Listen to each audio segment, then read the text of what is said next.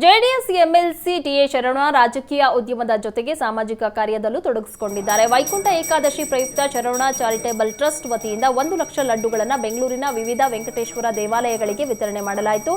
Charitable trust ಸಂಸ್ಥಾಪಕ TA ಶರಣ ಡಿವಿಜಿ ರಸ್ತೆಯಲ್ಲಿರುವ ಟ್ರಸ್ಟ್ನ ಕಚೇರಿಯಲ್ಲಿ ಪೂಜೆಯನ್ನು ನೆರವೇರಿಸಿ ಲಡ್ಡು ವಿತರಣೆಗೆ ಚಾಲನೆ ನೀಡಿದರು. ಬಳಿಕ ಮಾತನಾಡಿದ ಶರವಣ, ವೈಕುಂಠ ಏಕಾದಶಿ ವಿಶೇಷ ದಿನಕ್ಕಾಗಿ ಕಳೆದ 10 ವರ್ಷಗಳಿಂದ ಲಡ್ಡುಗಳನ್ನು ದೇವಾಲಯಗಳಿಗೆ ವಿತರಣೆ ಮಾಡ್ತಾ ಇದ್ದೀವಿ. ಈ ವರ್ಷ 1 ಲಕ್ಷ ಲಡ್ಡುಗಳನ್ನು ತಯಾರಿಸಲಾಗಿದ್ದು 200ಕ್ಕೂ ಹೆಚ್ಚಿನ ದೇವಸ್ಥಾನ ಆಡಳಿತ ಮಂಡಳಿಗಳಿಗೆ ಲಡ್ಡು ಪ್ರಸಾದವಾಗಿ ವಿತರಿಸುವಂತೆ ಮನವಿ ಮಾಡಿದೆ.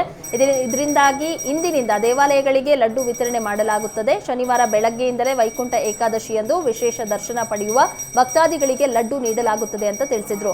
ಏಕಾದಶಿಯಂದು ವಿಷ್ಣುವಿನ ವೈಕುಂಠ ಮಹಾದ್ವಾರ ತೆರೆಯಲಿದೆ ಎಂಬುದು ಹಿಂದೂಗಳ ನಂಬಿಕೆಯಾಗಿದೆ. ಕೊರೋನಾ ಸಾಂಕ್ರಾಮಿಕ ಮತ್ತೆ ತನ್ನ ಆರ್ಭಟವನ್ನು ತೋರ್ತಾ ಇದೆ. ಕೊರೋನಾ ಆತಂಕ ದೂರವಾಗಿ ರೋಗ ಬಾರದಿರಲಿ, ನಾಡಿನ ಸಮಸ್ತ ಜನರಿಗೆ ಸುಖ ಶಾಂತಿಯಿಂದ ನೆಮ್ಮದಿ ನೆಲೆಸುವಂತಾಗಲಿ ಅಂತ ದೇವರಲ್ಲಿ ಪ್ರಾರ್ಥಿಸೋಣ ಎಂದರು. ವೈಕುಂಠ ಏಕಾದಶಿಯ ಪ್ರಯುಕ್ತ ಶರವಣ ಚಾರಿಟಬಲ್ ಟ್ರಸ್ಟ್ ವತಿಯಿಂದ ಪ್ರತಿ ವರ್ಷ ಅಂತ ಈ ವರ್ಷ ಕೂಡ 1 ಲಕ್ಷ ಲಾಡುಗಳನ್ನು ಕಳೆದ 1 ವಾರಗಳಿಂದ 50 ಜನ ನಮ್ಮ ತಂಡದವರು ತಯಾರಿ ಮಾಡಿ ತಿರುಪತಿಯಲ್ಲಿ ಕೊಡುವಂಥ ಏನೊಂದು ಈಕ್ವಲ್ ಆಗಿ ಇರತಕ್ಕಂಥ ಒಂದು ಶುಚಿ ಮತ್ತು ರುಚಿಯನ್ನು ನಮ್ಮ ಬೆಂಗಳೂರು ನಗರದ ವೆಂಕಟೇಶ್ವರ ಸ್ವಾಮಿಯ ಭಕ್ತಾದಿಗಳಿಗೂ ಕೂಡ ಕೊಡಬೇಕು ಅಂತೇಳಿ ಉದ್ದೇಶ ಇಟ್ಕೊಂಡು ಅದನ್ನು ನಾನು ಮುಂದುವರಿಸ್ಕೊಂಡು ಬರ್ತಾಯಿದ್ದೀನಿ. ಅದೇ ಥರ ಈ ವರ್ಷ ಕೂಡ ಬೆಂಗಳೂರು ನಗರದ ವೆಂಕಟೇಶ್ವರ ದೇವಾಲಯಗಳಿಗೆ ಇವತ್ತು ಪೂಜೆ ಮುಗಿದ ನಂತರ ಪ್ಯಾಕಿಂಗ್ ಆಗಿ ನಾಳೆ ಎಲ್ಲ ದೇವಸ್ಥಾನಗಳಿಗೆ ಕಳಿಸ್ಕೊಟ್ಟು ಮತ್ತು ನಾಡಿದ್ದು ಬೆಳಿಗ್ಗೆ ವೈಕುಂಠ ಏಕಾದಶಿ ಇರೋದ್ರಿಂದ ಅದನ್ನು ಭಕ್ತಾದಿಗಳಿಗೆ ಅದನ್ನು ಸವಿಯುವಂಥ ಒಂದು ಸಣ್ಣ ಒಂದು ಅಳಿಲಿ ಸೇವೆಯನ್ನು ನಾನು ಮಾಡ್ಕೊಂಡು ಬರ್ತಾಯಿದ್ದೀನಿ.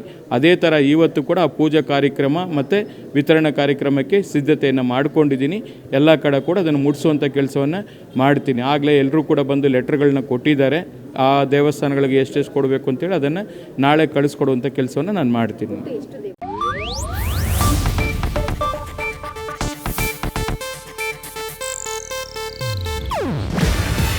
ಇದು ಏಷ್ಯಾನೆಟ್ ನ್ಯೂಸ್ ನೆಟ್ವರ್ಕ್ ಪ್ರಸ್ತುತಿ. ನೀವು ನೋಡ್ತಿದ್ದೀರಾ ಏಷ್ಯಾನೆಟ್ ಸುವರ್ಣ ನ್ಯೂಸ್.